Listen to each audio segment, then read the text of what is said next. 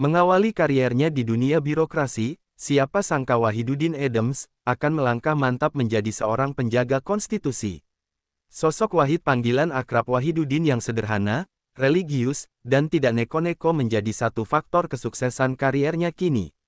Semua yang dicapai Wahid diakuinya buah dari kerja ikhlas, doa dari kedua orang tua, dan dukungan dari keluarga tercinta. Sederhana dan religius, Wahid boleh dikatakan seorang perantau sukses dari desa kecil. Anak pertama dari pasangan H. Adam Sulaiman dan Haj. Rofia Gani ini menghabiskan masa kecilnya di Sakatiga, sebuah desa kecil di Kabupaten Ogan Komering Ilir, Sumatera Selatan. Sedari kecil, Wahid sudah ditanamkan pendidikan agama yang kuat oleh orang tuanya. Bagaimana tidak, selepas sekolah dasar, Wahid yang berusia 12 tahun melanjutkan pendidikannya di Madrasah Sanawiyah dan Madrasah Aliyah. Ayah saya berniat anaknya yang laki-laki satu harus sekolah agama, satu sekolah umum. Saya yang sekolah agama, adik saya yang sekolah umum. Saya sekolah Madrasah Sanawiyah di Desa Sakatiga sampai Aliyah. Pagi sekolah umum, sore sama malamnya kita belajar kitab agama dan pengetahuan untuk masyarakat dalam keagamaan. Selama 6 tahun saya di sana, kenangnya. Kemudian ia mengenyam ilmu peradilan Islam, Fakultas Syariah di Institut Agama Islam Negeri Jakarta. Bakhaus akan ilmu, Wahid tidak menghentikan pendidikannya sampai di situ. Ia melanjutkan sekolahnya sampai meraih gelar doktor di universitas yang sama. Wahid bahkan memparipurnakan pendidikannya dengan mengambil program S1 di Fakultas Hukum Universitas Muhammadiyah demi meraih gelar SH, Sarjana Hukum, tahun 2005 setelah ia meraih gelar doktor. Ayah Wahid yang bekerja sebagai kepala kantor kecamatan dan ibunya yang mengabdi menjadi seorang guru menjadikan sosok Wahid tidak neko-neko dan sederhana. Namun, kesederhanaan keluarganya tidak menjadikan Wahid dan kedua adiknya terabai dari pendidikan. Apalagi, kakek Wahid juga merupakan kepala sekolah pertama di salah satu kecamatan di Palembang.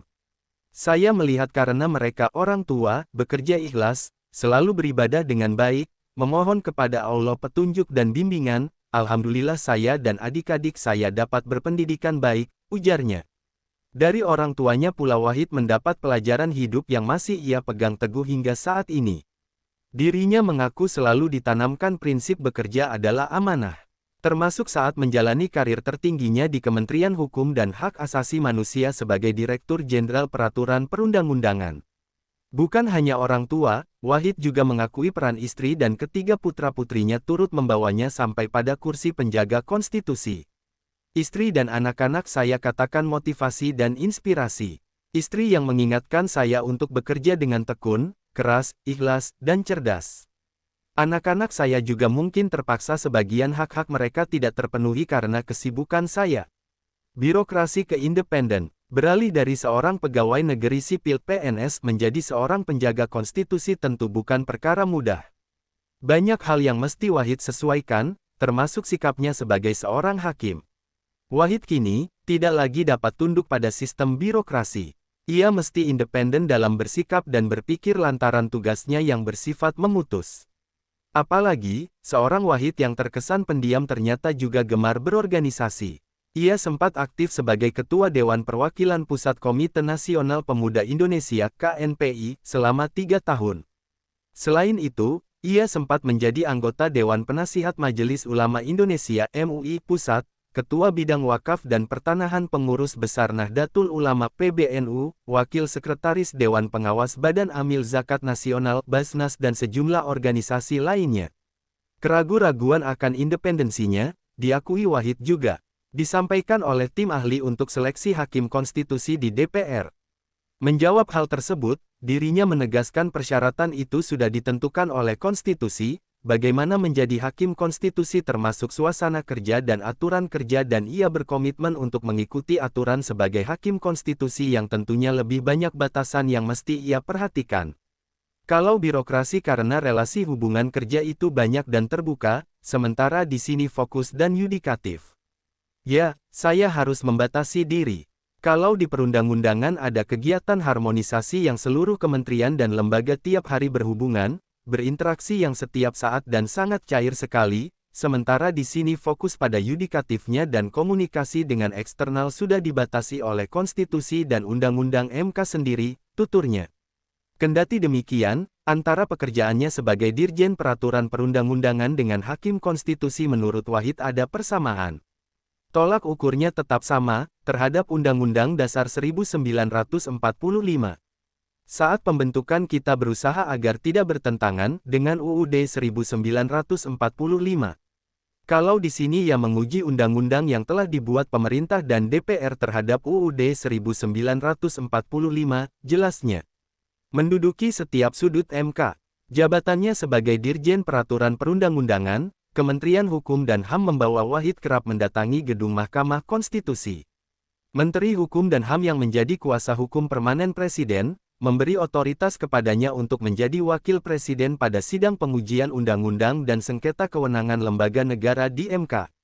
Selain menduduki kursi pemerintah dan berdiri di podium ruang sidang MK untuk memberikan keterangan, Wahid pun sempat duduk di kursi pemohon, mewakili Kementerian Hukum dan HAM dalam sengketa kewenangan lembaga negara antara presiden dengan DPR dan BPK. Jadi, kalau ke gedungnya dan ketemu hakim-hakimnya dalam lingkup tugas yang terkait dengan tugas Menteri Hukum dan HAM bisa dibilang sering. Kini, ayah dari 4 orang anak ini berhasil menduduki kursi Hakim Konstitusi. Paripurna sudah jenjang kariernya di bidang hukum. Lelaki yang tepat berusia 60 tahun Januari lalu ini mengaku tidak pernah membayangkan sebelumnya akan menjadi salah satu dari 9 pilar pengawal konstitusi. Pasalnya, Dirjen PPU terdahulu tidak ada yang melanjutkan karir sebagai Hakim Konstitusi. Wahid mengaku, masa purnabaktinya akan diisi menjadi dosen.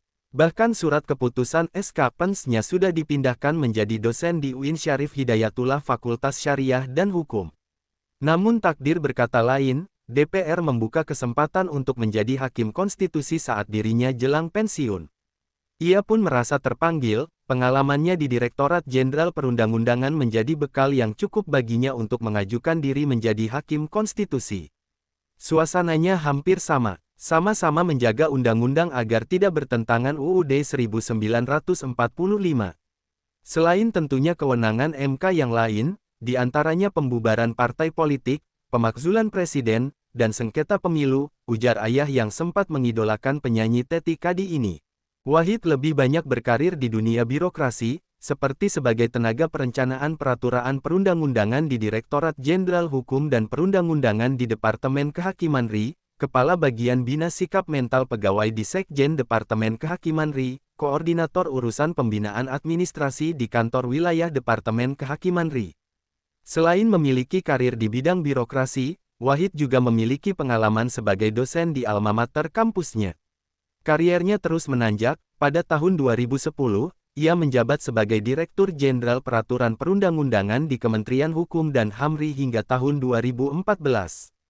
Semenjak menjabat sebagai Dirjen, kesempatan Wahid untuk menuju puncak kariernya semakin jelas.